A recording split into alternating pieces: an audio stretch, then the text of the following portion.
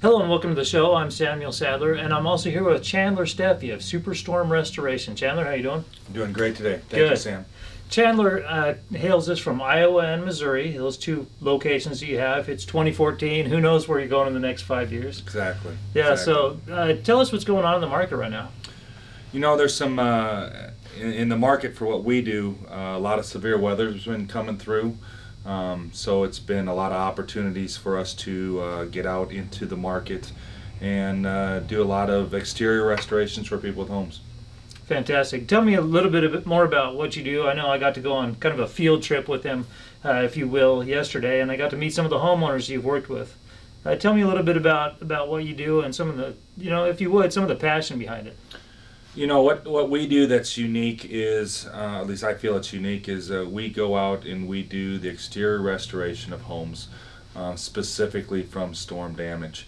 I look at it from a different viewpoint. There's a lot of roofers or contractors out there that are simply, I call them retail contractors, where they're out there to sell a home owner a new home. And I don't feel like we're selling a product as much as we are out to help a family out. And I guess the passionate side to me is presenting a homeowner the opportunity for them to get their home repaired or fixed back to almost a new standard, for as little as their deductible, which is exciting. Yeah, and the homes that I'd seen, I mean, they were, the before and afters were absolutely immaculate. And it really impressed me. Like, for instance, we went to a home yesterday where they didn't have gutters on the back of the house, but you went ahead and put them on there because you felt that they needed them. Yeah, that's what's really kind of unique. It depends on the neighborhoods you are in. And, a lot of times during the season, you can't dictate where these storms go or where the damage is. So you kind of have to accept as you go into those communities that this is a community I'm in and this is what this community needs to be helped. And there's little things that we can do.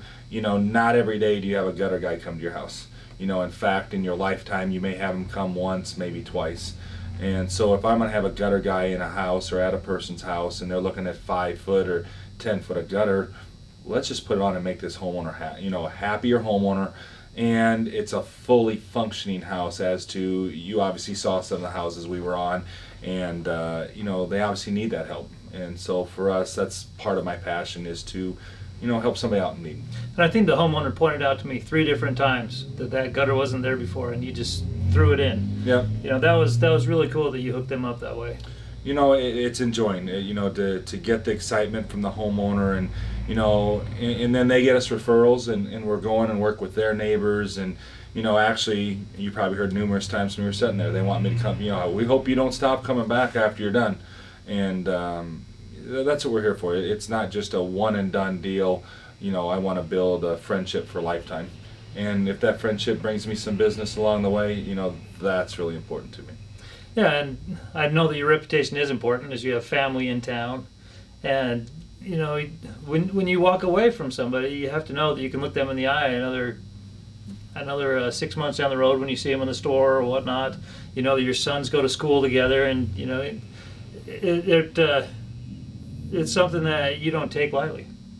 No, I don't, and it's very important. Family's important, obviously, for everybody. And when you get into small communities like the community we're in here today, everybody knows everybody, and everybody is somehow family. And that's what makes our country unique is the communities, and that's why I want to be a part of it. It's really important to me, that aspect of it. Mm-hmm. And that makes you almost the patriarch of your industry. You have to really look out and protect your family, so to speak, your community. And I know that there was a contractor in here that did the very first roof of the storm, and isn't returning calls. All of a sudden, they have a few more checks and they have jobs, and something shady going on there. What are your feelings about that? The first day we came into town and we saw the storms coming in, or we saw the storm, we saw the damage, and with modern technology, a little hailstone or something gets magnified, and literally every company in the country was here. They were here to assess the damage and do the work, and I called it out then that some of these guys were going to come in, do a little bit of work, then the next storm would come and they'd be gone. And sure enough, there's a homeowner that we've heard of right now where, literally they paid their money up front. They paid for a roof. They paid for siding, some work to their deck from what I understand. They got the roof done really quick. I think it was within 2 days after the storm. I was personally amazed how fast it got done. And now they're now 3 weeks later and they won't answer their calls. And that gentleman that had the work done on their home actually referred the neighbor, and the neighbor can't get a hold of them, and they have a check out there. So, that's something. That's one of the reasons we're here, is to help protect the homeowner.